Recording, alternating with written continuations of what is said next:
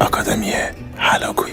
درود بر عزیزان، وقت همگی بخیر باشه. چه لایوی داریم امشب، یک لایو متفاوت و فوق‌العاده، میتونه عالی باشه در خصوص سرمایه گذاری. من صبر میکنم تا عزیزان تشریف بیارن لایو خودمون رو شروع بکنیم. خب بسیار عالی، شب همگی بخیر باشه. امیدوارم مثل همیشه حال دلتون عالی و پر انرژی باشید. خیلی خوشحالم که در خدمت شما عزیزان هستم و قراره که در این لایو متفاوت یک سری مسائل در خصوص سرمایه گذاری و معرفی یک سری ارزهای دیجیتال رو داشته باشیم.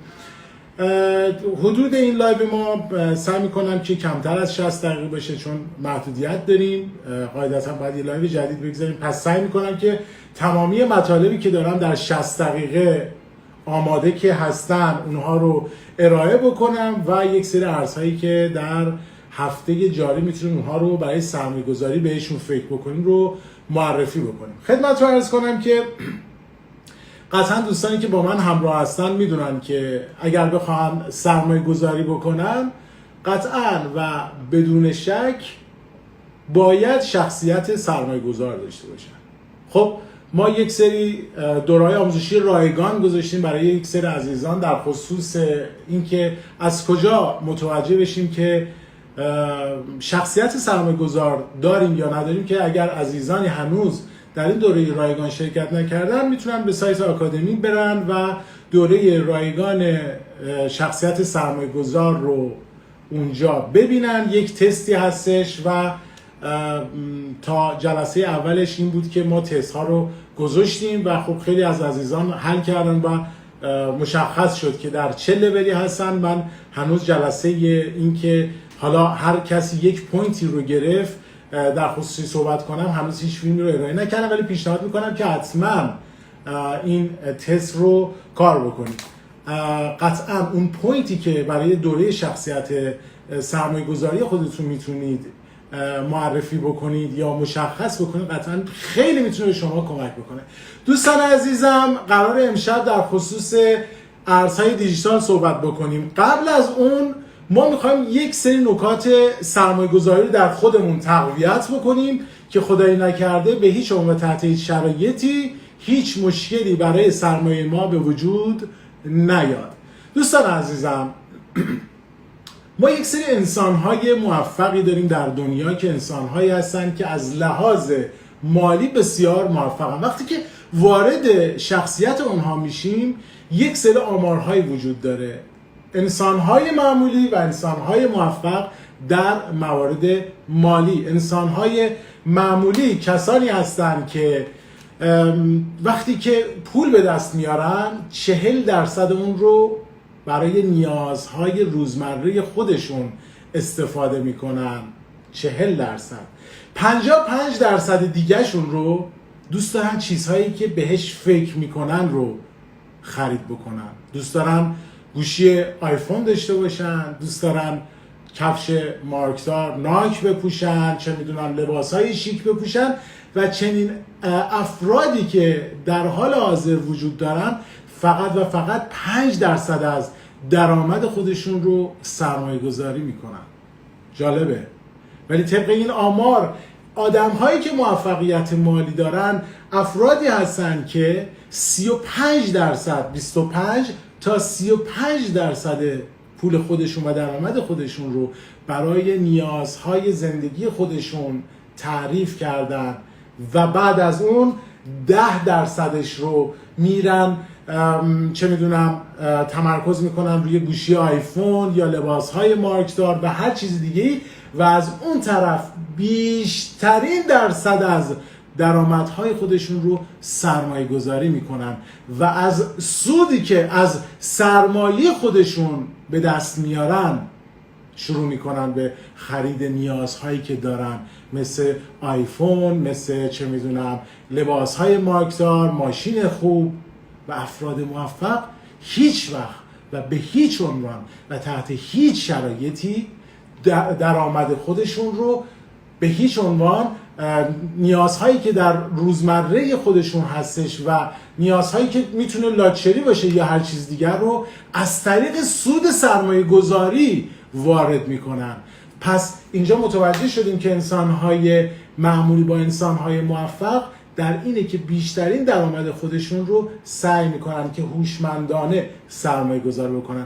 قطعا توی عزیزی که الان در این لایف هستی میدونی که سرمایه گذاری در دنیای زیبای ارزهای دیجیتال هم میتواند مثل بازارهای دیگر خوب باشه.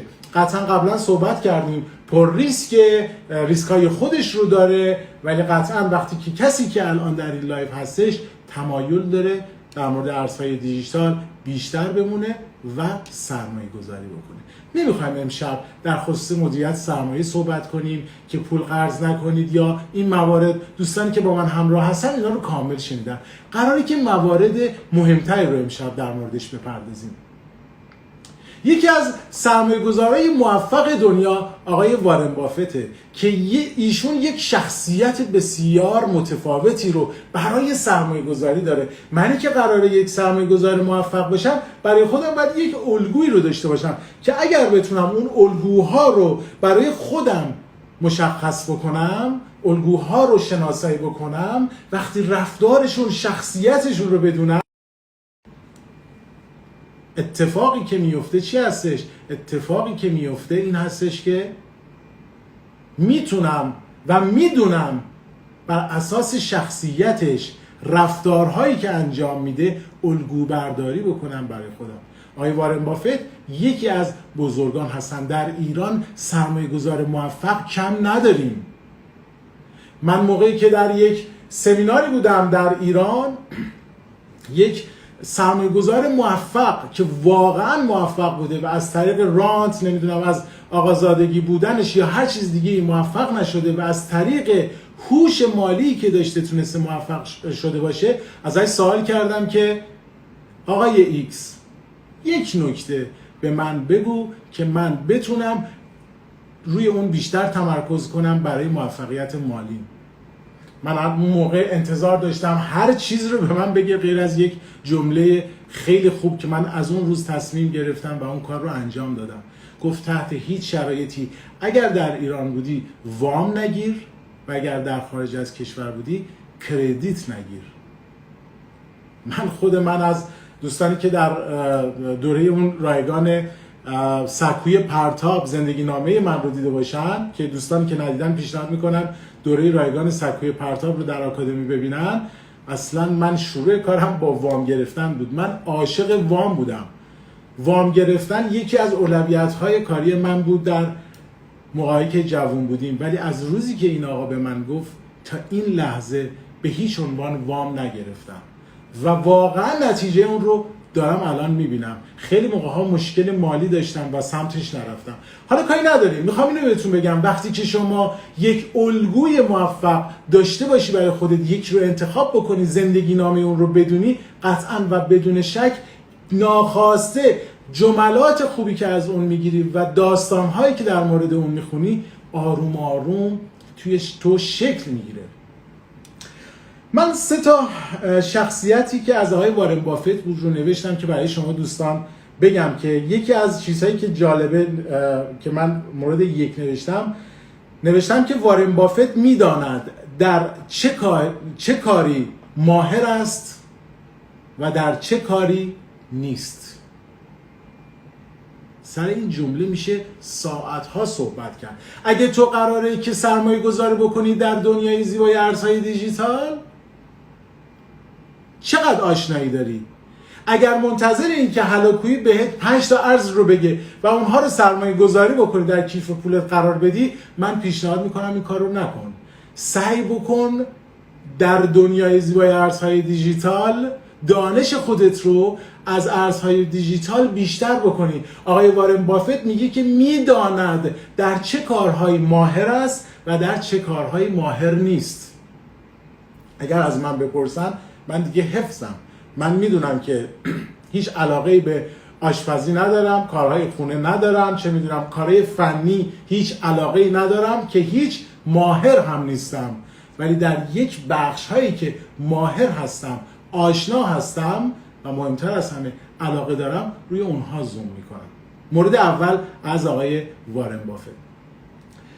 مورد دوم، وارن بافت توانایی این رو داره که بفهمد در یک قضیه چه چیزی اهمیت دارد و مابقی را نادیده میگیرد.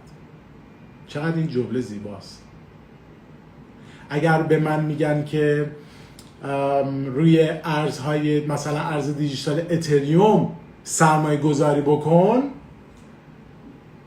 وقتی من سرمایه گذاری کردم 1 سال تا 3 سال رو هولد کردم، نگهداری کردم، از اون روز ذهن تو، پول تو گذاشتی روی اتریوم، مثاله، ناخواسته هر اخباری رو باز میکنی خبرهای اتریومه. و جالب اینجاست که میگه آقای وارن بافت میدونه چه چیزهایی رو و چه قضایایی رو و چه داستانهایی رو بدون اهمیت داره یا نداره. اگر روی اتریوم سرمایه گذاری میکنی و یک خبر میخونی که اتریوم 2 هنوز لانچ نشده، روی تو تأثیر نگذاره. تو یه تصمیمی رو گرفتی روی یک چیزی سرمایه گذاری بکنی 1 تا 3 ساله. هر چقدر خبر بالا پایین بشه باید بدونی چه خبرهایی واقعا روی اون سرمایه‌ای که گذاشتی تاثیرگذاره و چه چیزی تاثیرگذار نیست. و مورد سوم که دیگه همه ما اون رو بارها و بارها شنیدیم و میخوام تاکید بکنم، سندروم فومو که خیلی در موردش شنیدیم و من بارها و بارها در موردش صحبت کردم. Fearing of missing out، فرصت از دست دادن فرصت‌ها و استرس و نگرانی از اینکه از دیگران عقب نیفتی. فومو باید این رو در خودمون مدیریت بکنیم. تویی که قراره سرمایه گذاری بکنی، تویی که قراره که روی ارزهای دیجیتال به صورت حرفه‌ای اونها رو هولد کنی، در بهترین قیمت بگیری، اگر که داره اوج میگیره نگران این نباید باشی که از دیگران عقب میافتید، و وقتی داره ریزش میکنه نباید نگران این باشی که الان نکنه که من توی ضرر برم و از نگرانی های خودت و اون سندروم فومویی که وجود داره اون ارز خودت رو بفروشی. یه نگاهی به این چند ماه اخیر بورس ایران بکنید. این 3 مورد آقای وارن بافت در بورس ایران، اگر بخوایم اینها رو با هم دیگه نگاه بکنید، خیلی نگاه ویژه‌ای به بورس ایرانه. یعنی چی؟ خیلی ها از عدم دانششون وارد بورس شدن. هر کسی هم که وارد بورس میشد چشماشو میبست، یکیش رو انتخاب میکرد، 10% رشد میکرد و بعد از اون سندروم فومو شاهد این هستیم که اگر بورس ایران کمی الان یا زیاد از حد ریزش کرده، خیلی ها ترسیدن و اون رو شروع کردن به فروش. همه دست تو دست هم دادن که بورس ایران همینجوری نابود بشه. اون فوموه. تو اگر که وارد بورس ایران شدی باید با دانش وارد می شدی، باید آموزش می دیدی. حالا که دیگه وارد شدی و الان توی ضرر هستی، نباید اون رو نگه داری. نکنه الان توی سندروم فوموی گیر کردی. دوستان عزیزم، اگر به من یکی بگه نظر در مورد بورس ایران چیه، من باور کنید هیچی از بورس ایران متاسفانه یا خوشبختانه نمیدونم چه ساعتی باز میشه، چه ساعتی بسته میشه. ولی اگر من قرار بود، دوستان زیادی به من پیشنهاد بورس ایران رو داده بودن، بدون شک 1 ماه مطالعه میکردم که ببینم بورس ایران چه ساعتی باز میشه، صف فروش چیه، صف خرید چیه، همه اینها رو بدونم و بعد از تحقیقاتی که میکردم وارد میشدم و اگر هم ضرر میکردم نگاه میکردم به شاخص هایی که وجود داره، به شخصیت هایی که در دنیا وجود داره، اونها دارن چیکار میکنن. مگه همین آقای وارن بافت کم ضرر کرد در این دوران کرونا؟ آقای وارن بافت در بورس آمریکا بیشتر از همه ضرر کرد. ما الان قرار نیست امشب در مورد بورس ایران صحبت بکنیم و اصلا جاش نیست، چون من متخصص این موضوع نیستم و نباید حرف بزنم. حالا بماند که دوستان کارشناس هستن، هم در بورس ایران و هم در ارز دیجیتال، ماشاءالله در همه جا تخصص دارن، ولی مسئله‌ای که وجود داره من نباید اصلا در خصوصی صحبت بکنم، هیچ آموزشی ندیدم، ولی همین رو میتونیم در ارز دیجیتال ببینیم. اگه شما آموزش ندیدی به هیچ عنوان وارد سرمایه گذاری، حتی اگر هلاکویی به شما بگه چه میدونم اسم یه ارز دیجیتال رو بگیره و بگه اون رو بخر، نباش، یاد بگیر و بعد شروع این داستان رو داشته باش. من 5 تا مورد میخوام خدمت شما عزیزان بگم برای اینکه تمرکزمون بیشتر بشه برای سرمایه گذاری، برای اینکه بیشتر سرمایه گذاری ارزهای دیجیتال رو بدونیم. دوستان عزیزم، درسته که بایننس در حال حاضر در ایران برای ایرانی ها تحریم هستش، ولی ما که میتونیم ثبت نام بکنیم و نرم افزارش رو نصب بکنیم. البته آموزش هایی که برخیش داده شده، خیلی هم دوستان بلد هستن و دارن با بایننس کار میکنن و میدونن از چه طریقی بایننس رو دور بزنن و خیلی از عزیزان که با من همراه هستن میدونن چگونه با بایننس کار بکنن. ولی بایننس رو شما روی لپتاپت نصب کن، روی گوشیت نصب بکن، نمیخواد پول وارد بکنی. اون 5 موردی که میخوام برای شما بگم اینه. اولیش عرضه و تقاضا رو همیشه چک کن. چه هلاکویی بهت بگه ارز دیجیتال رو بخر چه نخر. دوستان عزیزم، غیر ممکنه من دایرکت هامو باز نکنم، خدا شاهده، به خدا قسم بالای 1000 خورده‌ای در روز دایرکت هستش، نمیتونیم همه رو پاسخ بدیم. اکثرشون جمله اینه نظرتون در مورد ارز فلان چیست. دوستان عزیزم، خیلی ساده، بایننس رو نصب کنید روی گوشی هاتون، روی لپتاپتون، اون ارز مورد نظر رو در بایننس سرچ کن با جفت USDT، با جفت BTC، عرضه و تقاضاش رو نگاه کن، سرعت عرضه و تقاضا، سرعت خرید و فروش ها رو نگاه کن، چقدر حجم ولیوم، چقدر حجم توی خرید و فروش ارزهای دیجیتال هستش، اونها رو چک بکن. یکی از 5 موردی که هستش همین موضوع، لحظه به لحظه. دوستان، من وقتی که از خواب پا میشم مثل یه قنچه باز میشم، اولین کاری که میکنم، غیر ممکنه لپتاپم که باز میکنم اول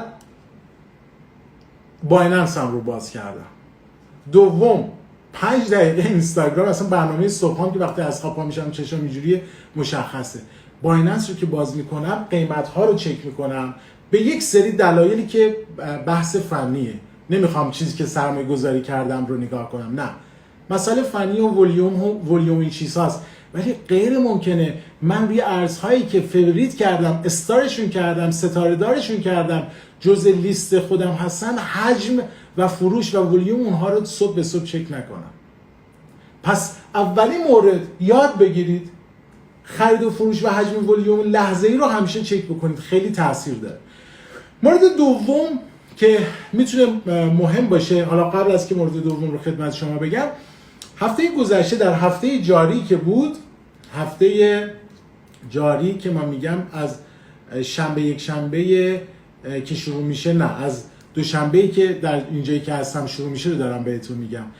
مسئله‌ای که وجود داره در هفته گذشته و هفته جاری ایران، من یک استوری گذاشتم که عکس یه نهنگ، یه فیلم نهنگ بود که کنار یه کشتی بود، چقدر این فیلم قشنگ بود. گفتم این هفته نشانگر یک چیزه، نشانگر رفتارهای نهنگ‌ها در بازاره. رفتار نهنگ‌ها در بازار خیلی میتونه به ما سیگنال بده برای سرمایه گذاری. رفتارشون رو چک بکنید. وقتی رفتار اونها رو چک میکنید تاثیرگذاره. اون موقع 10100 بیت کوین بود و ما منتظر بودیم که رفتارهای بیت کوین رو ببینیم و قطعاً توی لایف های پیروز و دیروز که در موردش هم صحبت کردیم، این لحظه اگر اشتباه نکنم بیت کوین رسیده به 10900. چه اتفاقی میفته یه لحظه بیت کوین میشه 10900؟ مردم هجوم میارن به خرید. توی یه هفته یه دفعه بیت کوین گرون میشه، مردم یه دفعه عاشق بیت کوین میشن که یه دفعه میره بالا؟ نه، به خاطر رفتارهای بیت کوین. این لحظه بله مبارکتون باشه دوستان، 11000 رو بیت کوین لحظه تاچ کرد. مسئله بعدی که وجود داره تا قبل از که اون 2 مورد یا 5 مورد رو من خدمت شما عزیزان بگم، با توجه به رفتارهایی که الان در حال حاضر توی نهنگ‌ها وجود داره، به اعتقاد من احتمال اینکه بیت کوین به راحتی در این 1-2 ماه 13000 رو تاچ بکنه زیاده.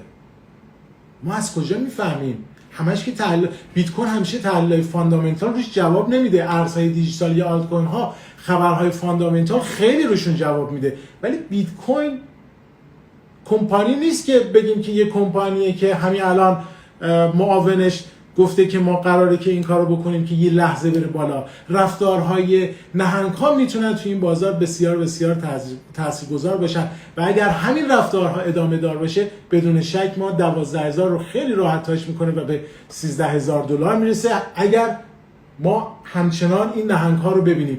و موقعی که 12000 رو تاچ کرد و به یک دفعه ریزشی بود تا 10000 دلار رو هم در واقع تاچ کرد، اگه اشتباه نکنم 9 خورده‌ای رو هم تاچ کرد،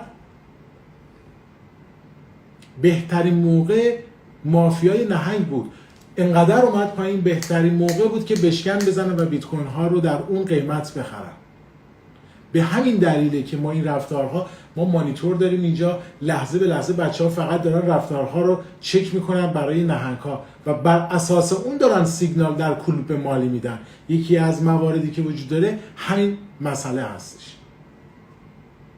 من بارها گفتم و باز هم میگم که در سال 2020 و در سال 21 بیت کوین اون موقعی که 7-8000 دلار بود گفتم که بالاترین قیمت یعنی 13000 دلار رو تاچ میکنه و در پایین ترین قیمتی که وجود داره حدود 4000 تا 5000 میبینه. ولی با توجه به این مسائلی که الان وجود داره شک نکنید که کف قیمت بیت کوین فکر نمی کنم دیگه به راحتی 5500 دلار رو ببینه. کف قیمت 6000 تا 6500 دلاره. دوستانی که علاقه‌مند شدن به ارزهای دیجیتال، اگر چه میدونم 10000 دلار، چه میدونم 50000 دلار گذاشتید برای سرمایه گذاری، یه بخشتون رو آماده بکنید موقعی که بیت کوین یک روزی به 5000 6000 رسید دیگه اصلا چشماتون رو ببندید بیت کوین ها رو بخرید. اصلا به حرف از هلاکویی هم نزنید که من نظر هلاکویی رو بپرسم، چون بهترین موقع خریده. بخشی از پولتون رو نگه دارید برای اون موقعی که بیت کوین 7 ماه پیش رسید به 4000 خورده‌ای 5000 خورده‌ای. خب من بخشی از درآمد و پول خودم رو بیت کوین کردم، ولی بزرگترین افسوس من این بود که چرا بیشتر پول نداشتم که بیشتر از بیت کوین خرید بکنم، چرا که در جاهای دیگه سرمایه گذاری کرده بودم. پس یکی دیگر از شاخص هایی که وجود داره برای سرمایه گذاری همینه. پولی رو داشته باشید، آماده باش برای بهترین فرصت.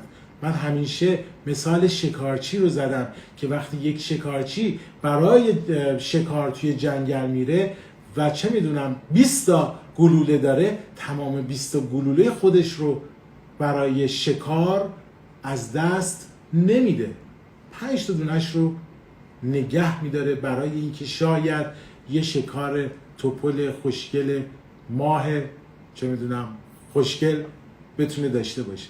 بنابراین مسئله‌ای که وجود داره اینه که دوستان عزیزم، پس این رو فراموش نکنید، یه بخشی از درآمد خودتون رو همیشه نگه دارید، سرمایه خودتون نقدینگی داشته باشید که در بازار ارز دیجیتال این اتفاق بیفته. یه مثال دیگه براتون بزنم. چند وقت پیش ارز دیجیتال بل رو من استوری کردم. شب بود، ساعت 11 یا 12 به وقت خودمون، نه به وقت ایران. من استوری رو گذاشتم که فردا ارز دیجیتال BEL یا بل در بایننس قرار لیست بشه. من به یه دوستی مشاوره میدادم. به این دوستمون که مشاوره میدادم قرار بود که 50000 دلار خرید بکنه. توی مشاوره گفته بود که آقای هلاکویی، من از این 50000 دلار 10000 دلار رو میخوام سرمایه گذاری پر ریسک انجام بدم. اگر از دستش بدم هیچ موردی نداره. شغلش رو نمیگم چون به هر حال مشاورشون هستیم، شاید دوست نداشته باشه. هفته گذشته لیست دادم که چه چیزهایی رو خرید انجام بده و جالب اینجاست که فراموش کرده بود توی صحبت‌های خودش که $10,000 گذاشته برای سرمایه گذاری پر ریسک، همه $50,000 رو خرید کرده بود.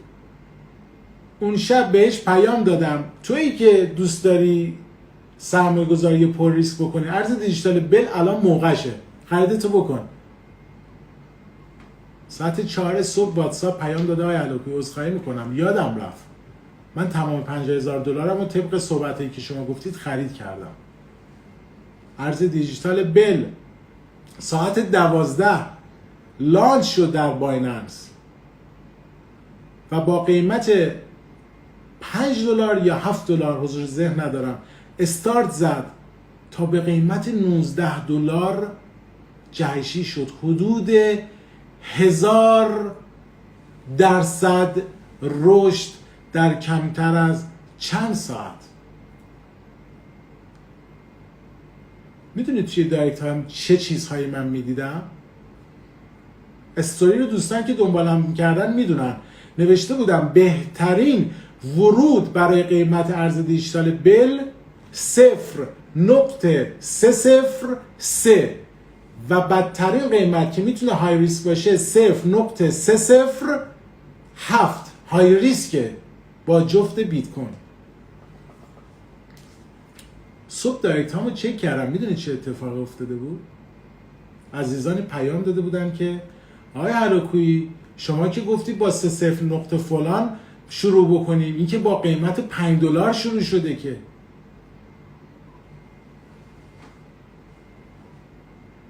ماشین زدم کنار، داشتم با خودم فکر میکردم چیکار کنم. استوریمو پاک کردم، ناراحت شدم، استوریمو پاک کردم. چرا؟ به دلیل اینکه بعضی از مخاطبین دقت نمی‌کنن وقتی ما میگیم که با قیمت 0.307 با جفت قیمت بیت کوین گفتیم خرید خودت رو انجام بده. حالا من باید توی دایرکت برای تک به تک توضیح بدم نه عزیز من، ما با جفت بیت کوین گفتیم با قیمت $5 شروع شده، با جفت تتر. دوستان عزیزم اگر قراره که شما وارد بشید دنبال این که هلاکویی مقصر هست یا نیست، اشتباه کرده در استوری که حالا اشتباه نکرده بودیم، کرده یا نکرده نباشید، آموزش خودتون رو ببرید بالا. هلاکویی بهتون گفته توی این ماشینا الان ماشین بنز مدل اس میتونه خوب باشه، خودت باید بری تحلیل کنی، یاد بگیری یا هر چیزی. دنبال اینیم که ببینیم که قاتل بروسلی کی بوده. ارز دیجیتال نئو رو هم که من استوری کرده بودم، یادم نیست با چه قیمتی، الان وقت میره، ولی شاید این هستیم که پیروز بود نئو رو دادیم. دوستانی که اون موقع خرید کرده بودن با قیمت $20 اگه اشتباه نکنم ورود داده بودم، الان در حال حاضر حدود $22، 21 و خورده نزدیک 20، بیشترین قیمتش 21.73 بوده که تارگت های بعدیش رو مشخص کرده بودم.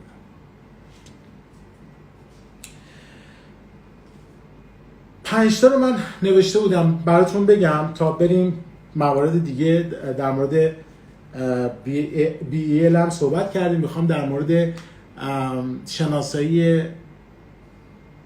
خبرهای فاندامنتال هم صحبت بکنم، چون خیلی از عزیزان صحبت کردن ما از کجا میشه بفهمیم که ارزی مثل BEL هست. ما میخوایم تو اونها بشیم، در موردش صحبت میکنم. مورد اولی که گفتم که عرضه و تقاضا هستش. مورد دوم عدم خرید ارزها در بالاترین حد قیمت خودش. یعنی شما وقتی که یک اتریوم رو خرید میکنید در قیمت $343 مثلا و یک ساله اون رو خرید میکنید، اگه که همینجور رنج بزنه قیمت رو همون حواشی 343 350 330 باشه، خیلی از عزیزان خسته میشن. خیلی من از این موردها دیدم، میفروشتش. پس یکی از 5 خصوصیت سرمایه گذاری، اولیش عرضه و تقاضا بود، دوم اینه که صبور باشیم. اگر یک چیزی رنج میزنه و هنوز هیچ سودی به شما نداده، به هیچ عنوان تحت هیچ شرایطی، چون هدفت یک ساله هستش، فروشت رو انجام نده، بگی که قیمت خریدم بوده رسیده من بفروشمش، چون پولی که برنامه‌ریزی کرده برای 1 سال رو کارش نداره. یه عزیزی پیام داده بود که من توی ترون به سود رسیدم حدود 20%، پولم رو برای دیماه میخوام، چیکار کنم به نظرتون؟ بعضیش پرسیدم که سرمایه‌گذاری چقدر بوده، گفته بود تا دیماه 3 ماهه. گفتم که نمیتونی محدودیت بگذاری، اگر واقعا پولت رو میخوای الان توی اوج قیمتش 20% هستش باش خداحافظی کن، پولت رو نقد بکن. پس دوستان عزیز، وقتی من میگم یه بخشی از پولهایتون که واقعا نیازش ندارید رو وارد ارز دیجیتال کنید، به این خاطره که مثل یه کلت روی اینجا نباشه که مجبور باشید که به خاطر و تحت فشار بودن اون تحت تاثیر بگذاره کارتون رو و اون ارز دیجیتالتون رو بفروشید یا عجولانه تصمیم بگیرید. این کار به نظر من کار مفیدی برای سرمایه‌گذاری نیستش. مورد سوم تحقیق کردنه. موقعی که ارز دیجیتال بل رو من معرفی کردم، دوستانی که من رو همراهی میکنن میدونن زیرش نوشته بودم که دوستانی وارد بشن که با تجربه هستن. به چه دلیل؟ به دلیل اینکه من خودم در 10 ثانیه هزاران دلار ضرر کردم که 5 سال پیش 4 سال پیش، به خاطر اینکه تجربه‌ای نداشتم، به خاطر اینکه هیچ تحقیقی نکردم، به خاطر اینکه هیچ آموزشی ندیده بودم. به چه دلیل؟ به دلیل اینکه وقتی یک ارز دیجیتالی مثل بل وارد میشه هیجانیه، یک دفعه میاد یک کندل در عرض چه میدونم 30 دقیقه از 5 دلار میره تا 19 دلار، یه دفعه‌ای بل میشه. چش به هم بزنی تا میای بفروشیش، چه اتفاقی افتاده؟ اتفاقی که افتاده اینه که ضرر کردی و در موردش تحقیق هم بکن. بین این صحبت هم بریم در مورد ترون هم صحبت بکنم. دوستان عزیزم، ترون کسی بود یا ارز دیجیتالی بود که موقعی که 3 هفته پیش شاهد این بودیم که از 12 دلار بیت کوین ریزش کرد و اومد تا 10,000 دلار، یک ارز دیجیتالی مقابل اون بود به نام ترون که بیت کوین به سمت پایین، ترون داشت میرفت بالا و شاهد این بودیم چه سود خوبی به ماها داد، به شما عزیزان هم قطعا داده. چرا ترون بالا رفت و بیت کوین ریزش کرد؟ خب قطعا دیگه دوستان میدونن به خاطر خبرهای فاندامنتالی که وجود داشت. در حال حاضر ترون حدود 0.027 هستش.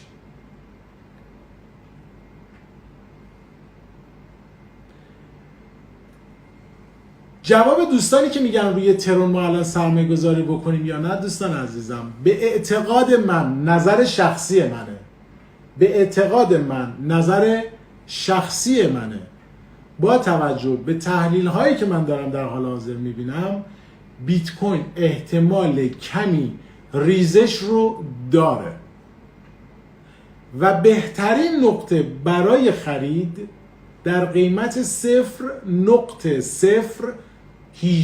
تا 20 به نظر من بهترین موقع خرید الان در حال حاضر میتونه باشه برای بلند مدت.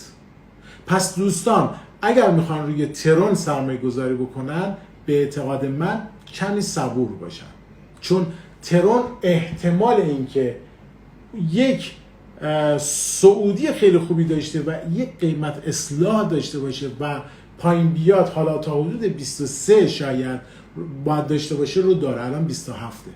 بنابراین بهترین موقع برای خرید ترون آماده باشید که میتونه در قیمت 0.018 تا 20 باشه. حالا دوستان عزیزم، قراره 1000 دلار ترون بخری، 10,000 دلار ترون بخری، یک جمله هست که همیشه گفتم، پله خرید کردنه. برای اینکه یه ضمانتی توی سرمایه گذاریت باشه، اون 10,000 دلار یا 1000 دلار که میخوای، بخش کوچکیش رو حدود چه میدونم 1/4 رو ترون بخر که خیالت راحت باشه. شاید تحلیل هلاکویی اشتباه در اومد، بازار دیگه، کسی نمیتونه در موردش 100% صحبت بکنه. 1/4 از اون پولی که برای ترون گذاشتی رو الان خریدتو انجام بده، ولی بهترین موقع همون قیمتی که خدمتتون گفتم. و دوستان عزیزم، هنوز افرادی رو ما داریم که در توهمات خودشون در دنیای زیبای ارزهای دیجیتال دارن زندگی میکنن. کسانی که ترون یا دیگر ارزهای دیجیتال رو خرید میکنن با همین قیمت ها و فرداش دایرکت میدن به من، آیا هلاکویی به نظرتون تا پایان سال 2020 ترون $1 میشه؟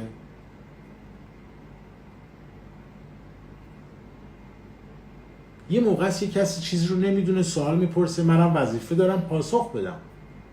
ولی وقتی من میگم تحقیق در ارز دیجیتال، تجربه در ارز دیجیتال، یه بار بیت کوین $1 بوده شده $20,000، به همین راحتی ها هر ارز دیجیتالی دیگه اون اتفاق نمیفته، به خصوص ارزهای دیجیتالی که معتبر هستن.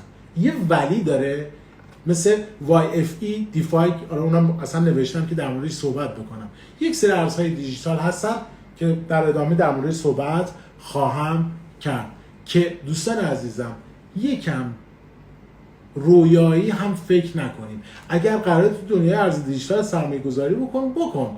اینکه شب بخوابی این کیف پولت رو هر روز چک بکنی، سرتو بذاری پوسش بکنی کنار دستت، دیگه عزیزم دوست دارم هر شب چکش بکنی، صبح پاشی ببینی $1 شده ترون صبح به صبح. این خبرها در ارز دیجیتال به همین راحتی ها نیست. اگر از همکاران عزیزی که ماشاءالله پیج های زیادی هم اومدن و قول ثروت و چه میدونم درآمدهای زیاد در ارزهای دیجیتال رو میدن، من از همینجا به شما میگم که توی ارزهای دیجیتال چنین خبرهایی نیست که شما چیزی رو چند سنت بخری و بعد $1 به همون راحتی چه میدونم اتفاق براش بیفته. هستند ولی باید هوشمندانه فکر کنید و خریدشون بکنید. توی سهام آمریکا هم این اتفاق میفته. این لحظه من الان پوزیشنم رو باز کردم، یه سهام چه میدونم آسیایی، ژاپنی، آمریکایی، اینهایی که ما پوزیشن باز میکنیم، بعضی مواقع یک سری از سهام های هستن که ما روشون فوکس میکنیم، تمرکز میکنیم، میدونیم که در چه موقعی بخریم، چه مدت نگه داریم. شاید احتمال 30% داره که مثل همون داستان بیت کوین $1 بشه که اون اتفاق بیفته، $1 بشه $20,000، ولی اونم احتمالش کم هستش. مورد چهارم، هیچ وقت بیش از توان مالیت سرمایه گذاری نکن. اصلا این جمله اینقدر شفافه که نمیخواد در موردش وقت خودمون رو بگذاریم، چون نگاه میکنم 20 دقیقه وقت داریم و کلی صحبت دارم. و مورد پنجم، سعی بکنید که ارزهای دیجیتال رو در سبدگذاری داشته باشید که بارها و بارها در موردش صحبت کردیم و قرار نیست که در خصوصش بیشتر از این صحبت بکنیم. دوستان عزیزم، خیلی سوال کردید در خصوص خبرهای فاندامنتال. از کجا متوجه میشین که یک ارز دیجیتال مثل بل فردا میاد و روی چی دارید تمرکز میکنید؟ خب دوستانی که در تیم من هستن و این افتخار رو دارم که افراد بسیار خوبی الان در تیم آکادمی هلاکویی هستن و بر خودم میبالم که دوستان بودن که بسیارشون از همین دوره‌های دوپینگ مالی بودن و الان دارن کار میکنن و شاید الان موقع بازاره دارن رصد میکنن بازار، شاید هم کنار دستشون لایو رو گذاشتن و دارن لایو رو میگن. یه خسته نباشی بهتون میگم، روزهای سختی داریم قبل از انتخاباتی که وجود داره. این دوستان عزیز کسانی هستن که برخیشون در حال حاضر دارن خبرهای فاندامنتال رو رصد میکنن. از کجا؟ یه حساب توییتر باز کنید اگر دارید که چقدر خوب، اگر ندارید دوستان عزیزم، در بازار ارز دیجیتال کمی متفاوت تر از بازارهای دیگه میتونید خبرهای فاندامنتال رو کار کنید. یکیش توییتر. در بازار چه میدونم سهام آمریکا، سایت هایی مثل اینوستینگ، سایت هایی مثل خیلی زیادن، میتونید اونجا خبرهای فاندامنتال رو چک بکنید. ولی دقت بکنید ارزهای دیجیتال اگر میخواهید لحظه به لحظه خبرهای خبرهای خوب، خبرهای فاندامنتال عالی پیدا بکنید توییتره. چرا؟ چون آیتی من ها عاشق توییتر هستن. چرا؟ چون اول در توییتشون اعلام میکنن، بعد در سایت های خبری میره و بعد جاهای دیگه منتشر میشه. یعنی شک نکنید که تلگرام و سایت های دیگه مثل کوین تلگراف بعدها خبرشون میاد و توییتر رو جدی بگیرید. توییتر پیج آقای ژائو، آقای جاستین سان، نمیدونم آقای مکافی، خیلی اصلا از این عزیزان رو حضور ذهن ندارم، ارزهای دیجیتال رو، اکسچنج ها رو، خود بایننس رو، همین ارز دیجیتال بل رو هالوکوی از کجا متوجه میشه؟ حالا درسته که من یه تیم دارم، تیم 60-70 نفری که این افتخار رو هم داریم که حالا برخیشون رو معرفی کردیم در پست آخر اینستاگرام دوستان رو. این تیم ما کسانی هستن که رصد میکنن، اگر هالوکوی نمیرسه مشغله کاری دارین بچه ها بهشون آلارم میدن. دوستان عزیز، شما که نیاز به تیم نداری، توییتر بایننس رو فالو کن، توییتر جاستین سان رو دنبال بکن، خبرهای آس رو اونجا پیدا بکن. توییتر معجزه میکنه روی خبرهای فاندامنتال. یک هفته امتحان بکن، واقعا نتیجهش رو میبینی. ما روز جمعه، همین جمعه یعنی پس فردا، توی کلوب مالی یک وبینار رو داریم فقط برای اعضای کلوب مالی در خصوص خبر فاندامنتال.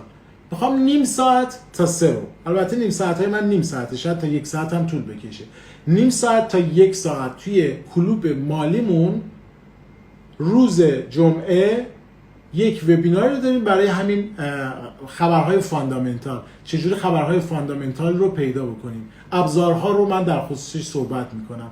من قول به شما میدم که این رو یاد بگیرید، خیلی به شما میتونه کمک بکنه. دوستانی که کلوب مالی هستن حتما آماده باشن، اعلام میکنیم. و دوستانی هم که در کلوب مالی نیستن میتونن از طریق وبسایت یا با پشتیبانی هماهنگ بکنن. پشتیبانی هم که تو سایت آکادمی هالوکوی تو گوگل سرچ بکن یا توی گوگل سرچ بکن کلوب نخبگان مالی باز میشه. و از امروز تا شنبه، احتمالاً چون مشکل برنامه وبینار داشتیم شاید شنبه بشه، شاید، مطمئن نیستم، ولی برنامه ما روز جمعه هستش. تا شنبه ما یک تخفیف 30% هم گذاشتیم. کد لایو LIVE لایو رو موقع پرداخت بزنید 30% بهتون تخفیف میده. مبلغ خیلی ناچیزی هم هست. توی کلوپ مالی ما دارن بچه‌ها سیگنال میدن، تا بعد از این لایو یه فایل صوتی هم در کلوپ مالی میگذارم. گزارش سیگنال هایی که دادیم رو من اعلام میکنم. در ابتدای شهریور تا این لحظه ما حدود 48 سیگنال رو معرفی کردیم، ارائه کردیم برای ارزهای دیجیتال که اگر اشتباه نکنم 38 از اونها در واقع به تارگت خورد، معرفی کرده بودیم و گزارش کاملش هست. و 10 از این سیگنال ها شکست خورد و 38 از این سیگنال هایی که ارائه کردیم خوشبختانه درست از آب در اومد. دوستانی که در کلوپ مالی هستن باشن، بعد از این لایو فایل صوتی رو میگذارم و دوستانی هم که کار نکردن، هم میخوان عضو بشن، حتما لایو رو ببینن، میتونن کلوپ مالی رو مشترکش بشن. 1 ماه داره تا 1 ساله. تا شنبه هم 30%ش هست. با کد توی سایت که میرید کد لایو رو میزنید بهتون اتوماتیک 30% تخفیف میده. و اما در مورد معرفی ارزهای دیجیتال ما 15 دقیقه وقت داریم. من اینجا 3 مورد دارم میخوام بگم. مورد اول در مورد دیفای، Decentralized Finance. این روزها خیلی در موردش شنیدیم. و ارزهای دیجیتالی مثل YFI که شاهد بودیم که با 5-6 هزار دلار شروع کرد و این لحظه 35 هزار دلار 39 هزار دلار قیمتش از بیت کوین هم زد جلو. و اگر کسی اون رو خرید میکرد نوش جونش بود. ما که جرأت خریدش رو نداشتم، 3 تا 4 تا دونش رو اون موقع خرید کردم، جرأتش رو نداشتم. و مسئله‌ای که وجود داره این هستش که در حال حاضر ترکونده دوستان عزیزم دیروز هم در لایو گفتم، اگر دوستان لایو رو ندیدن در وبسایت و در کانال معرفی کردیم لایو رو ببینید.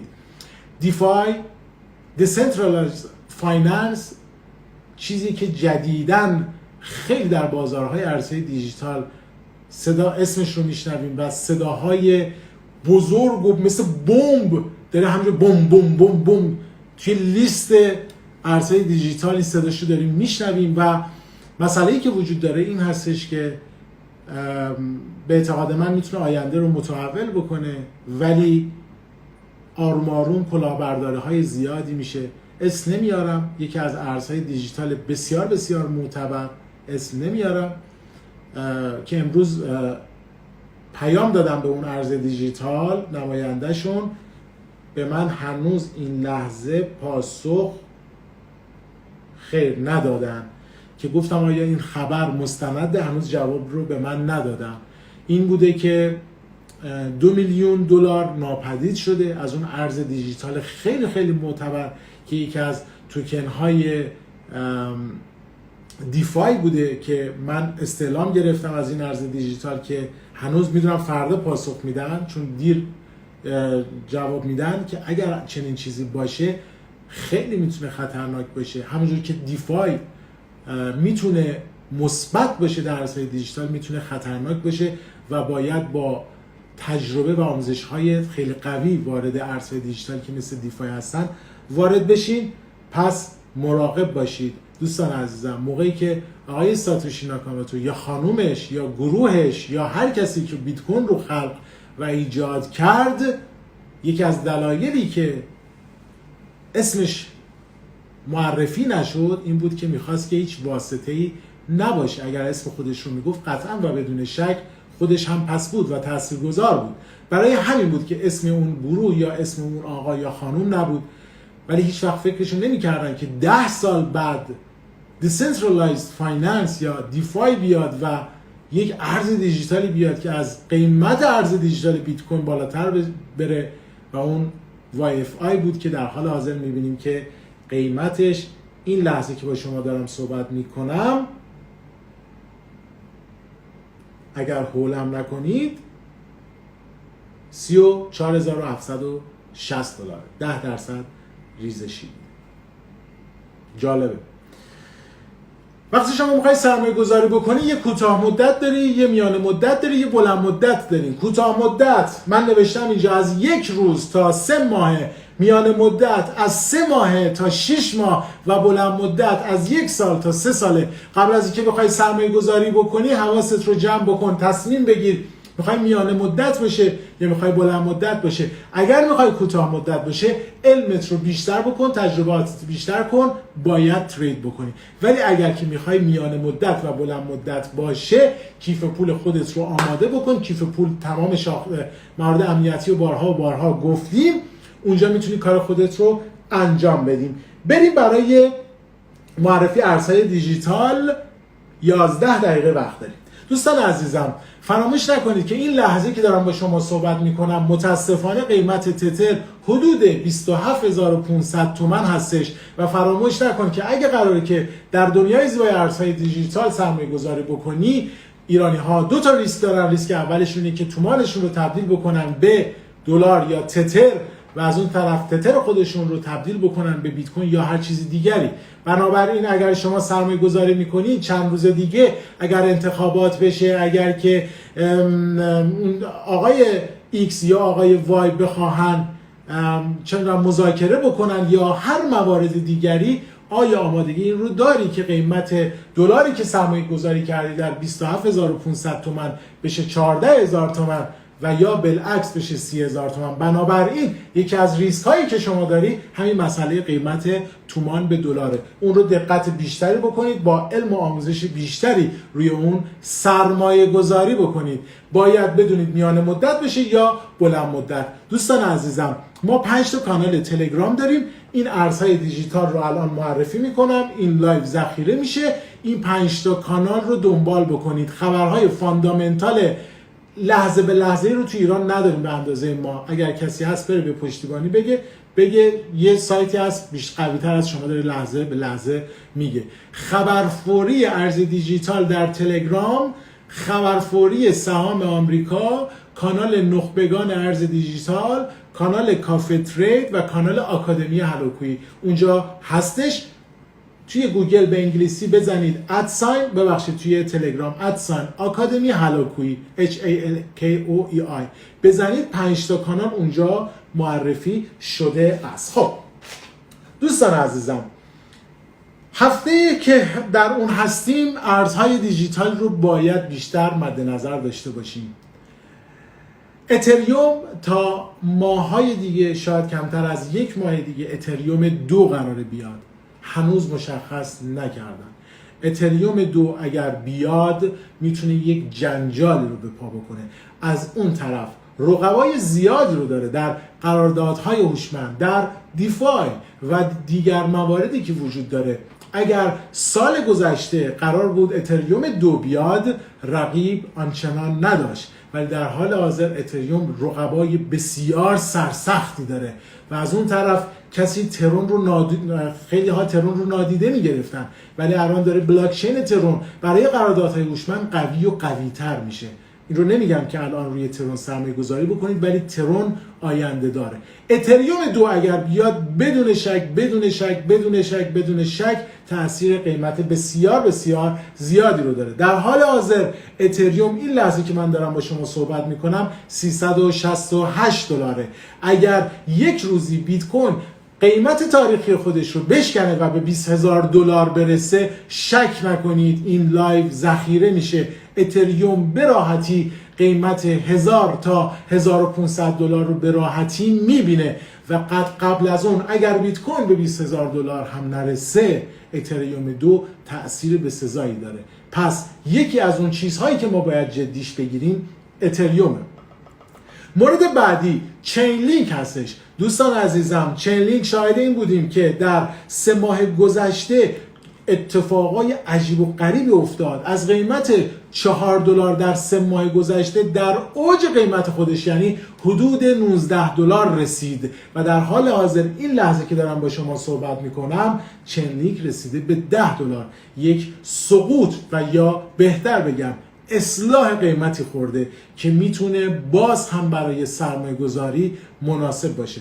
مورد بعدی نئو هستش. ارز دیجیتال نئو رو ما باید بیشتر بهش نگاه بکنیم، چرا که ارز دیجیتال نئو در حال حاضر در 3 ماه گذشته بیش از 108% سود داده و در قیمت حدود $9 بوده و در اوج قیمت خودش یعنی $22 رسیده و در اصلاح قیمت خودش رسید در حدود قیمت $17.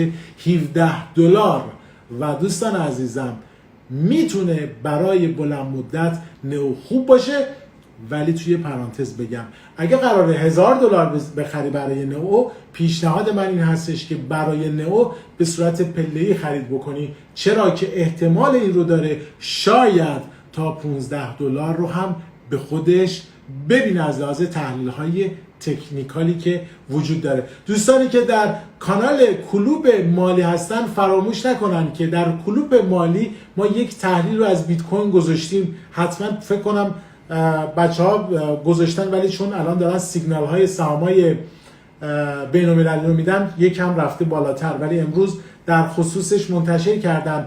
دوستان عزیزم، خیلی از ارزهای دیجیتال در حال حاضر همبستگی و وابستگی دارن به قیمت بیت کوین. دقت بکنید، اگر شما نئو رو بخرید، اتریوم رو بخرید، ارزهای دیجیتالی که دیگه میخوام بهتون معرفی کنم، خدایی نکرده اگر بیت کوین ریزشی بشه $8,000، بدون شک سرمایه گذاری های شما هم سقوط میکنه. بنابراین دوستان عزیزم، همونقدر که میگم این ارزهای دیجیتال در حال حاضر بسیار میتونن به شما سود بدن، مراقب غول بزرگ و پادشاه بزرگ ارزهای دیجیتال یعنی بیت کوین باشید. همونقدر که من مثبتش رو دارم میگم، منفی ها رو میگم. یه دوست عزیزی در بورس ایران بود، اومد همه این موارد رو معرفی میکرد. یه عزیزی من دیدم تو کامنتش نوشته بود پس شما چرا در موردش صحبت نکرده بودید ریزشی رو؟ بابا این بنده خدا از کجا بدونه؟ یه تحلیلگر یه تحلیل رو در مورد بورس ایران کرده. حالا دیگه ریزشی شده، شما هم بدون که هر سرمایه گذاری میتونه ریزشی باشه. بنابراین اون 5 موردی که در مورد سرمایه گذاری در عرصه دیجیتال گفتم رو فراموش نکن. اون 3 موردی که در مورد شخصیت وارن بافت بود رو فراموش نکن. مسئولیت انتخابش با خودته. هلاکویی در اوج بره، این قیمتاش هلاکویی هیچی گیرش نمیاد و سقوط هم بکنه هیچی گیرش نمیاد. و در مورد این موارد چیزهایی که ما تحلیل کردیم و میتونه برای میان مدت و بلند مدت خوب باشه. یادداشت بکنید چون میخوام سریاسی در خصوصشون بگم و قیمتهایی که میتونن مفید باشن. دوستان عزیزم یادداشت بکنید. چین لینک در قیمت $15 میتونه خوب باشه، ولی من قیمت ورود رو در استوری $20 گذاشتم. تتا THETA قیمت THEA رو با هم دیگه چک بکنیم.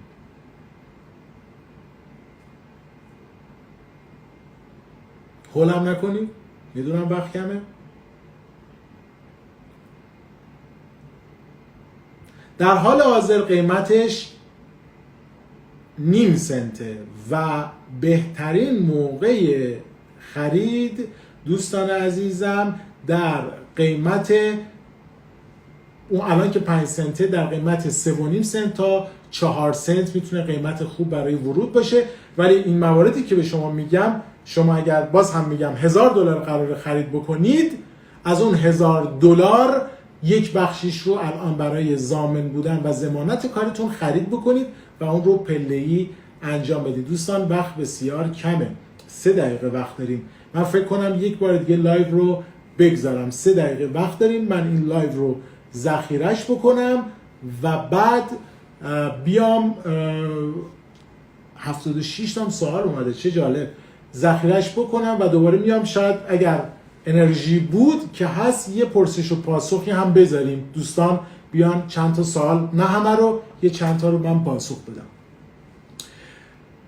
نانو یک ارز دیجیتال دیگری است که من اینجا گذاشتم. ویوز WAVES QTUM ترون رو بهتون گفتم در چه قیمتی.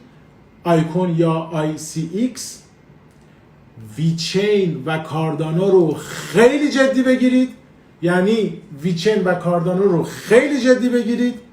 یعنی ویچین و کاردانو رو خیلی جدی بگیرید. 3 بار بهتون گفتم. نئو و نم و EOS و IOTA.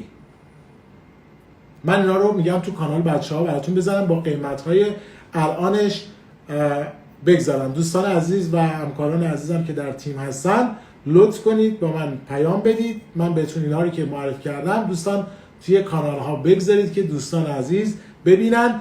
خداحافظی هم که کردیم دوستان، حتما کانال ها رو، اون 5 تا کانال رو دنبال بکنید. دوست داشتید در کلوپ مالی هم که بچه ها زحمت کشیدن 30% تخفیف گذاشتن باشه و من اینو نوشتم لیست ارزهای پیشنهادی برای سرمایه گذاری 1 تا 3 سال گذاشتم. خب چند تا مورد دیگه هم از ارزهای دیجیتال هستش. بچه ها الان وقت تموم میشه، بذارید ببینیم تموم میشه 60 دقیقه. اگه هست تموم شد که من ذخیرهش میکنم دوباره میام، اگر هم بود که چقدر خوب میمانیم. خب من پس با شما مرور کنم، قرار بود 5 تا باشه لیست، اینها رو یک بار دیگه بهتون بگم. اتریوم دوستان عزیزم، اتریوم رو جدی بگیرید. باز هم بهتون میگم به چه دلیلی؟ به دلیل اینکه خدمتتون عرض کنم که اتریوم 2 بیاد بسیار میتونه تاثیرگذار باشه. کاردانو، ویچین، نم با اختصار XEM، EOS EOS، IOTA آیوتا، وت ویچین، ICX آیکون، بچه‌ها من 5 تاشو میخوام بولد کنم بهتون بگم که کدوماش تو این 5 تا میتونه خوب باشه. LISK همون لیسک، QTUM Waves، نانو، تتا، چین لینک. و اگر 5 تا رو بخوام بولد بکنم و به شما عزیزان در مورد این 5 تا بگم، کاردانو، ویچین، چین لینک، کاردانو، ویچین، چین لینک، اتریوم و در حال حاضر یک کدومش که من بولد کرده بودم، چین لینک هم که گفتم،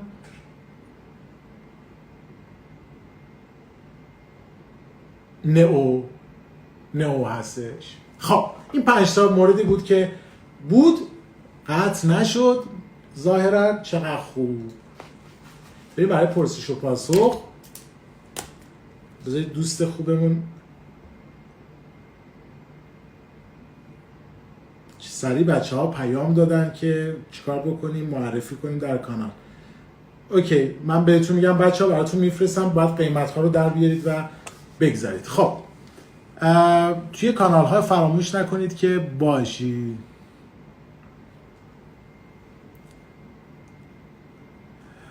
پرسیدن که میشه لطف کنید زمانی که ارز اعلام میکنید بگید همراه با چه ارزی منظورتون هست. من فقط و فقط با USDT رو دارم میگم، بیت کوین نیستش. خب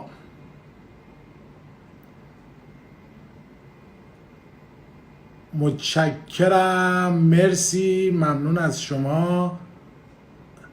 اتریوم برای بلند مدت. بله اتریوم. دوستان بذارید من یک کیف پول من نشونتون بدم. من 4 تا فقط اکانت توی تراست دارم. من یکی از کیف پول هامو به شما نشون بدم. ببینید اینجا مشخص نیست. یکیش فقط 22,000 تا اتریوم دارم، یکیش 64,000 تا. این یک کیف پولمه.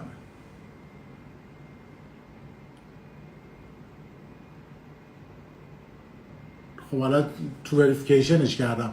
دوستان اتریوم فوق العاده است، خیلی جدیش بگیرید. اتریوم رو فوق العاده است و خیلی جدی بگیرید، به خصوص موقعی که دوتایی میشه فوق العاده است. یعنی اتریوم 2 میاد دیگه عالی میشه. میشه واسه کدوم یکی از معرفی کنیم بخریم. کوتاه مدت بچه‌ها اگر که در خصوص مورد بیت کوین رو مد نظر داشته باشیم، در خصوص بیت کوین دوستان اگر بیت کوین ریزشی نشه، همین 5 تایی که به شما معرفی کردم خیلی میتونه خوب باشه. کوتاه مدت بین 1 تا 3 ماه.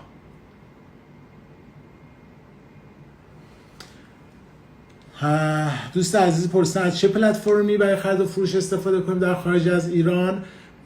اگر من نمیدونم کدوم کشور هستید، هر کشوری که توی اروپا هستید، چه میدونم هر جایی هستید، اگر هر جایی باشید شما پولتون رو میتونید تبدیل به تتر بکنید و از بایننس خرید خودتون رو انجام بدید. خیلی ساده است. اگر در ترکیه هستید از طریق BTC ترک یا این همه صرافی وجود داره. اگر در اروپا هستید که الا ماشاءالله صرافی وجود داره و میتونید از طریق بایننس ارز خودتون رو خرید بکنید. دوست عزیزی پرسیدن که ارز YFI برای کوتاه مدت خوبه. دوستان عزیزم اگر در لایو گوش کرده باشید من به شما گفتم که دیفای ها هنوز درست ماهیتشون خوبن ولی ناشناخته هستن. اگر پول مازاد دارید میتونید سرمایه گذاری کنید ولی کوتاه مدت خطرناکه. یعنی من اشتباه میکنم، به شما خیانت میکنم اگر به شما بگم که YFI رو توی کوتاه مدت خرید بکن. اگر میانه مدت و پول مازاد دارید برای میانه مدت و بلند مدت خرید بکن. $35,000 پول این ارز دیجیتاله. من توصیه نمیکنم.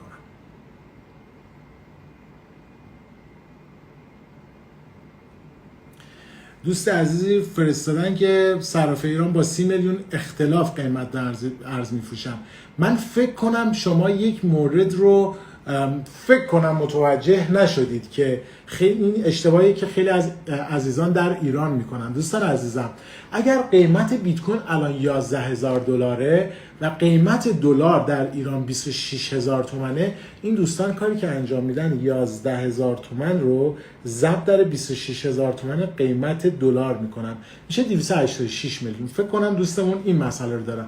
دوستان عزیزم، برای خرید ارز دیجیتال قیمت ارز دیجیتال با جفت قیمت دلار کاغذی نیست، با جفت قیمت تتره که در ایران قیمت تتر این لحظه اگر اشتباه نکنم متاسفانه 27,500 تومان هستش. یعنی شما 11,000 دلار رو ضرب در 27,500 تومان بکنید، شد 302 میلیون تومان.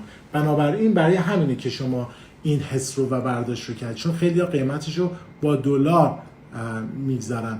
دوست عزیزی پرسیدن که حرکت نهنگ‌ها رو چطور میشه رصد کرد. من الان به شما میگم چجوری میشه رصد کرد. هولم نکنی میگم. چه جالب 60 دقیقه تموم نشده. 60 دقیقه لایو چقدر خوب بود. واله این رو ذخیره کنید. نمیشه؟ فکر کنم خیلی سخته. من میخونم. واله آندرلاین آلرت آندرلاین آی او، این کانال تلگرام رو دنبال بکنید. WHALE یعنی واله آندرلاین آلرت ALERT آندرلاین آی او، این کانال تلگرام رو میتونید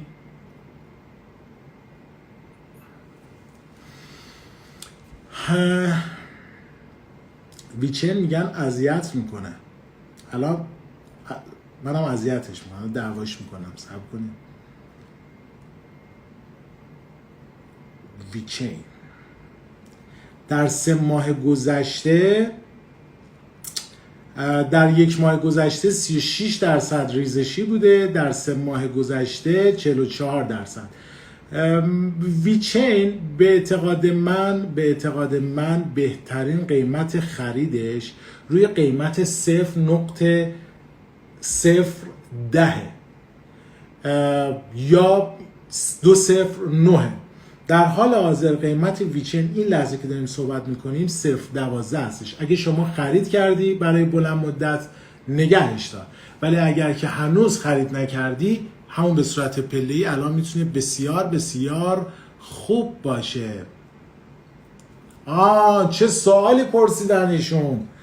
ارز سان و مای کردنش توضیح بدین. دوستان عزیزم،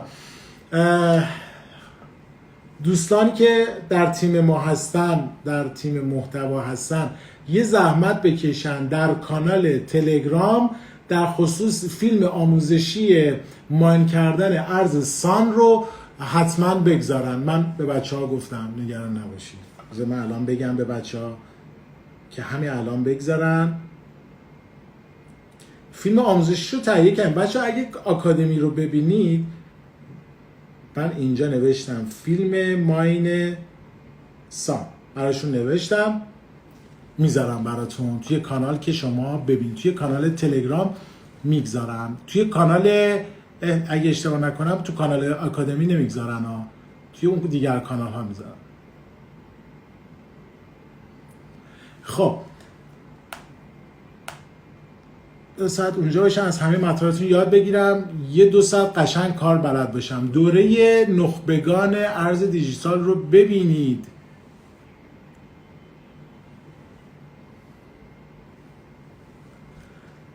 واله اندرلاین، نه اون آخرش IAO نیست، IO هستش. IO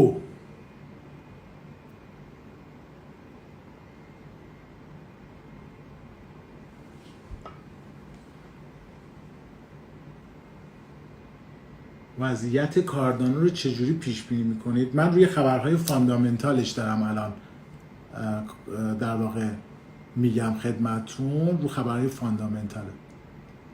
دوستی نوشتن که مگه چند تا کانال دارید شما؟ 5 تا. آکادمی هالوکو رو ببینید، بچه ها الان معرفی میکنن 5 تا رو. این سوال هم خیلی میاد دوستان، ارز کیو چیه الان داره معرفی میشه؟ ظاهرا خیلی داره توی ایران دست به دست میشه. خانم نکیسا زحمت بکشید در مورد ارز کیو هم مطلب گذاشتیم، این رو منتشر بکنید. بچه یه مطلب هم در خصوص همین موضوع گذاشتیم، این رو هم در کانال بگذارید. ارز کیو در موردش مفصل صحبت کردیم که چی هست، چی بوده و قراره چی کار بکنه، در موردش توی کانال میگذاریم. بذارید من اینم یادآوری کنم به بچه ها دوباره. ارز کیو براشون نوشتم.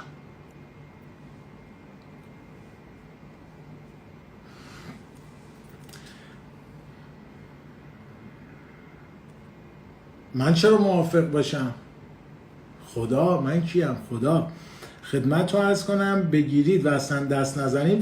چند تا ریسک داری دوست عزیز؟ من ریسکاشو بهت بگم. 1 قیمت تته که با جفت تومانه. 2 خود ارزه های دیجیتال میتونن پرنوسان باشن. 3 بیت کوین ریزشی باشه قطعا و بدون شک تاثیر داره. اگه این 3 تا ریسک رو میپذیری 6 ماهه انتخابش بکن.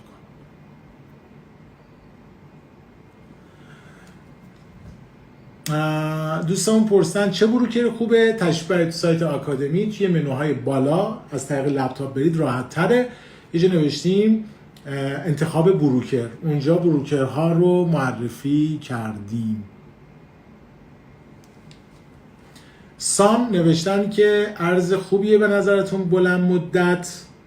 به اعتقاد من سان برای بلند مدت بیشتر تمرکزتون روی مسائلی که الان بازی ها و گیمفیکیشنی که آقای جاستین سان رو انداخته رو اون تمرکز بکنید، یعنی ماین کردن. بلند مدت من هیچ نظری نمیدم.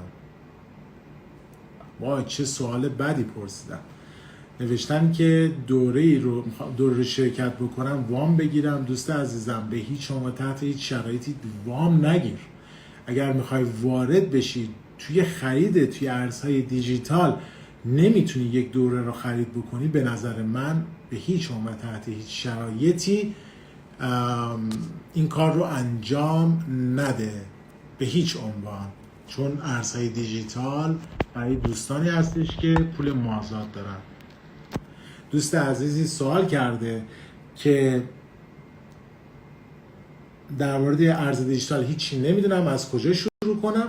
تو سایت آکادمی که تشریف ببرید یک دوره است به نام دوره نخبگان ارز دیجیتال، با اون شروع کنید.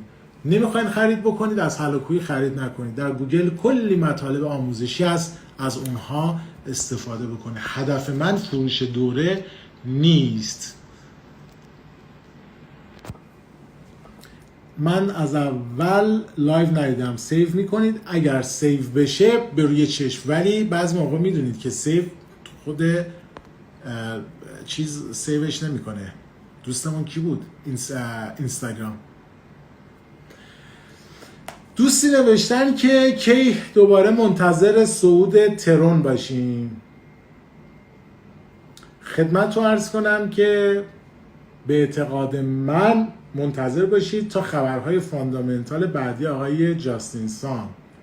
اگر بیت کوین قیمتش بره بالا، بدون شک یک سری تاثیراتی رو میگذاره، ولی مسئله‌ای که وجود داره این هستش که ترون رو باید فقط با خبرهای آقای جاستین سان و توییترش تحلیل بکنید. یعنی دیگه شفافتر از این نمیتونم بگم. و هر موقع خبرهای خوبی از طرف آقای جاستین سان باشه، بدون شک شاهد این بودیم که قیمتش رفته بالا. بچه ها یه 10 تا دیگه جواب بدیم و دیگه همه دوستان بریم استراحت کنیم. بذارید سوالایی که خیلی مهمه. آقای هادی گفتن آموزش بایننس چرا تو سایت متوقفه؟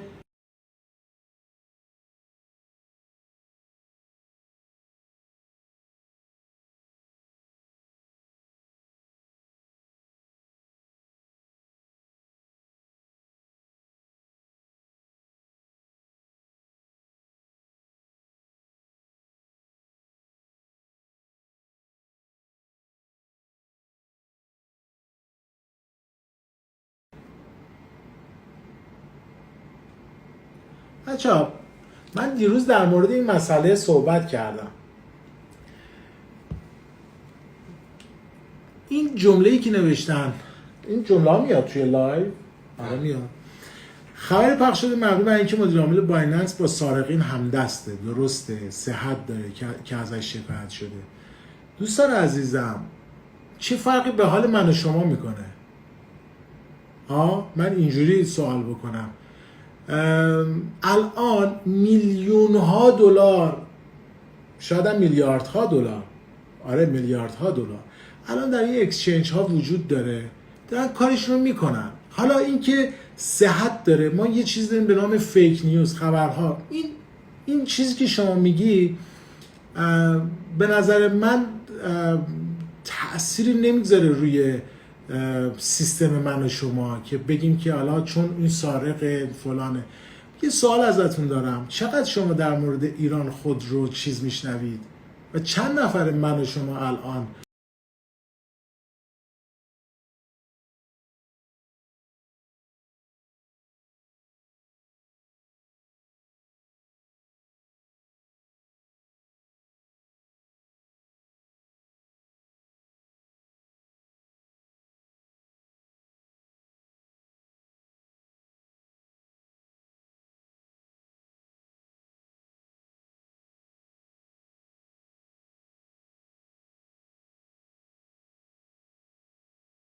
دیجیتال نگذارید؟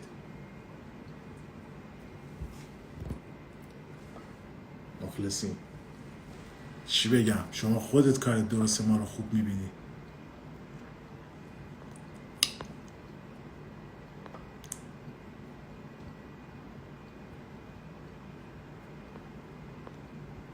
بچه ها دیگه سوالات دیگه چیز شد دیگه، رفت تو کار عشق و لاو و این داستان ها، سوالات دیگری نمونده. یه دوستی نوشته که بذارمش اینجا، پیج فیکه، بد نیست بذارمش. نوشتن که چرا دروغ میگین، همش دنبال فروش دورهاتون و پول هستی، وگرنه کسی که انصراف میخواد بده راحت قبول میکنی. اولا پیج شما فیکه، دوست داشتی با پیج واقعی بیاد. دوما اینکه من الان 2 ساعت وقتم رو گذاشتم اینجا و مطالب دارم میگم. اگر حس میکنید هلاکویی خوب نیست، چرا تا این لحظه 2 ساعت نشستی و حرفاش رو گوش میکنید؟ این جای سواله. قابلیتی داره اینستاگرام به نام آنفالو. خودت رو اذیت نکن، دنبال نکن هلاکویی رو، آنفالو کن و اصلا 2 ساعت وقت نگذار براش حرفاش رو گوش بکن و بعد این موارد رو بگو. چون من اصلا و به هیچ عنوان اهمیتی به این موضوع ها نمیدم. یک هدف دارم و اون هدف هام رو دارم دنبال میکنم و بر اساس هدف هایی که دارم میرم جلو. دوستان عزیز، یه دوست عزیزی پرسیده در مورد BNB ارز بسیار خوبیه. اگر دوستان در تلاش هستن برای سرمایه گذاری، من همیشه بدون استثنا هر موقع BNB روی 16 تا 18 شده خرید کردم. چرا؟ چون میدونستم که به راحتی $30 رو تاچ میکنه. شما یک چارت BNB رو نگاه بکنید، غیر ممکنه از روزی که BNB اومده، از روزی که $6 بود توی آکادمی ما میگفتیم خرید بکنید، 3 سال پیش بود، 2 سال و نیم پیش بود که $6 بود، جز اولین هایی بودم که تاکید به سرمایه گذاری داشتم و 16 تا 18 دلار فوق العاده خرید میتونه خوب باشه. و مسئله‌ای که وجود داره اینه که من همیشه میگم 16 تا 18 دلار باشه، غیر ممکنه $30 رو تاچ نکنه. صبوری میخواد و توی چارت که نگاه بکنید همیشه این اتفاق افتاده. دوستی پرسیدن انتخابات آمریکا تاثیر روی ارز دیجیتال داره به نظرتون؟ به نظر من برخلاف دیگر کارشناسان و اساتید محترمی که در ایران هستن و دیدم در لایوشون نوشتن که نه، به اعتقاد من تاثیر داره. به دلیل اینکه ارزهای دیجیتال نباید وابستگی به دولت ها داشته باشن، نباید داشته باشن، در واقع هیچ وابستگی به دولت ها داشته باشن. همینطوری که دیدیم کرونا هم تاثیرش رو در ارز دیجیتال گذاشت و به اعتقاد من انتخابات آمریکا قطعاً میتونه تأثیر روی ارز دیجیتال بگذاره. به هر حال شیطنت هایی که وجود داره، مافیا بازی هایی که وجود داره و سوء استفاده هایی که دارن نهنگ ها و سرمایه‌گذاران میکنن، شک نکنید که روی انتخابات میتونه تأثیراتی رو داشته باشه. من یه آخری رو بگم، خیلی سواله، من نمیتونم، ببخشید عذرخواهی میکنم، همه رو نمیتونم پاسخ بدم. الان با 10 تا 15 میلیون چه ماینری رو میتونم بخرم؟ واقعیتش اینه که من در مورد علم، تکنولوژی، مسائل فنی ماینرها تا دلتون بخواد میتونم 24 ساعت در موردش صحبت بکنم، ولی هیچ تخصصی در خصوص سخت افزار و دستگاه هایی که در حال حاضر در بازار داره ندارم.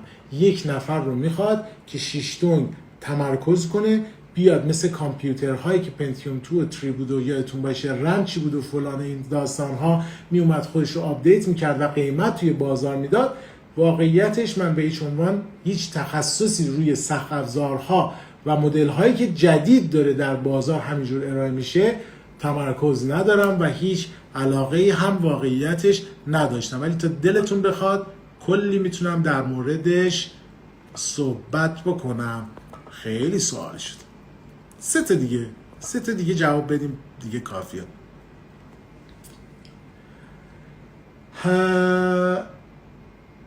به جز بایننس چه اکسچنجی رو پیشنهاد میکنید؟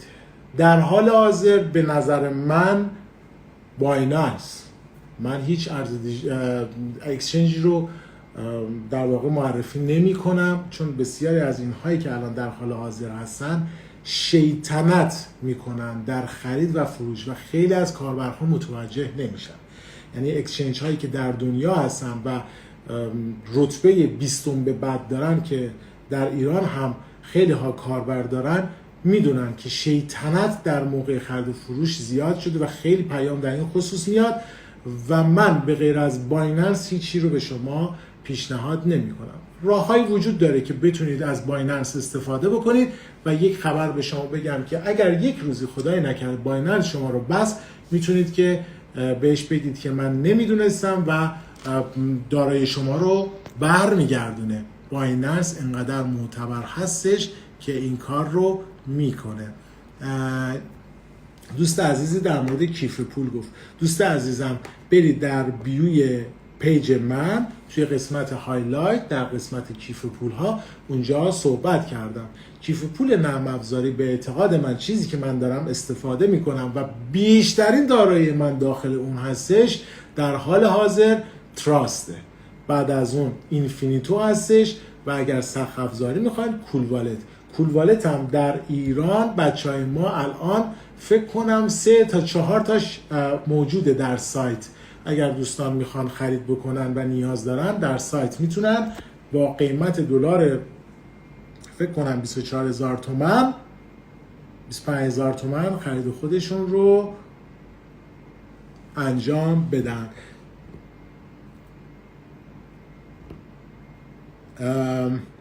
ببینید این سوالتون، من همیشه میگم یه کسی که میخواد هولد بکنه بیت کوین رو باید هولد کنه. این که شما بخواید بیت کوین رو الان بفروشی و اتریوم بخری، به اعتقاد من اگر بیت کوین رشد بکنه، گفتم بهتون اتریوم هم رشد میکنه، سوال خیلی سختیه، چون من یکی از مدل سرمایه گذاری هایی که در سایت هم همیشه گفتم این بوده که حداقل 20 تا 50% از دارایی خودتون رو بیت کوین رو نگه دارید. حالا اینکه شما میخواین اون چیزی که ما گفتیم زیادش رو نگه دارید بفروشید و یه چیزی بخرید، اون تصمیم با خودتونه و واقعیتش سخته. برای چه مدتی؟ مینیمم 1 ساله رو باید مد نظر داشته باشید.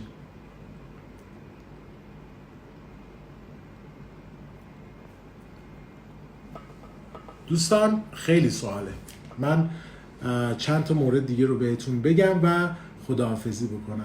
یادتون نره 5 تا کانال رو فالو بکنید، دنبال بکنید. دوستان دوست داشتن در کلوپ مالی باشن که اون کد تخفیف رو گذاشتن، دوست داشتید باشید در وبینار در مورد آموزش خبرهای فاندامنتال میخوام آموزش بدم که چگونه خبرهای فاندامنتال رو داشته باشیم، یاد بگیریم و مسئله بعدی خب در کلوب مالی بچه ها دارن سیگنال های خودشون رو ارائه میکنن. دوستان یک مورد رو فراموش کردم بهتون بگم،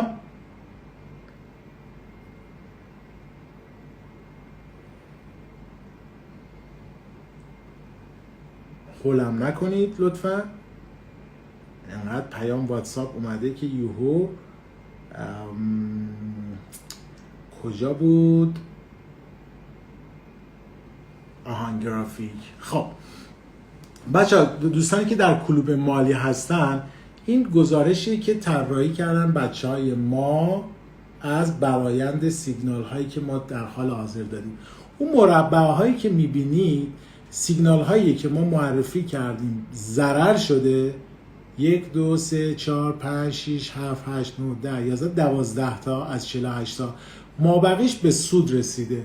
گزارشش رو الان میگذاریم و یه گزارش دیگه ای رو گذاشتیم اینجا که تعداد سیگنال های سودمون 28 تا بوده از 47 تا و تارگت سوم 308% سود داده و در تارگت اول 161% سود داده بوده، ولی تعداد سیگنال های زیاندهمون که نوشتن 14 تا، نمیدونم چرا 12 تا من شمردم، 151% ضرر داده، ولی برآیند ما برآیند مثبت بوده. تعداد سیگنال های بازمون هم 5 تا در حال حاضر سیگنال های باز ما هستش. مرسی از شما، مرسی که همیشه همراه من هستید. دوستان عزیزم یک مروری بکنیم، دوستانی که جدید به ما پیوستن، دوره رایگان سکوی پرتاب رو ببینن، زندگی نامه من و مسائل روانشناسی بوده.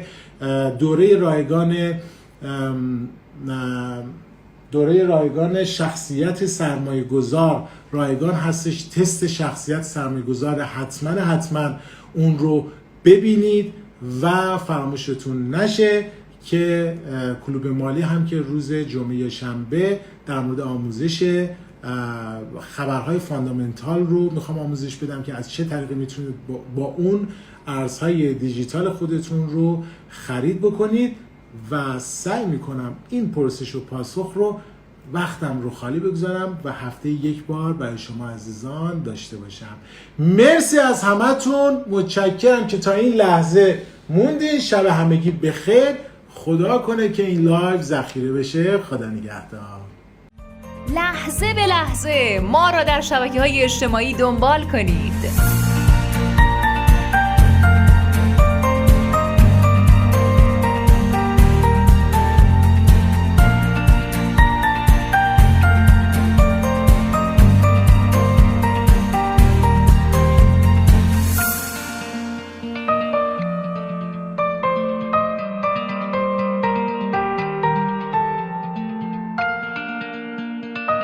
شما هم به جمع خانواده 600,000 نفری آکادمی هالاکویی بپیوندید.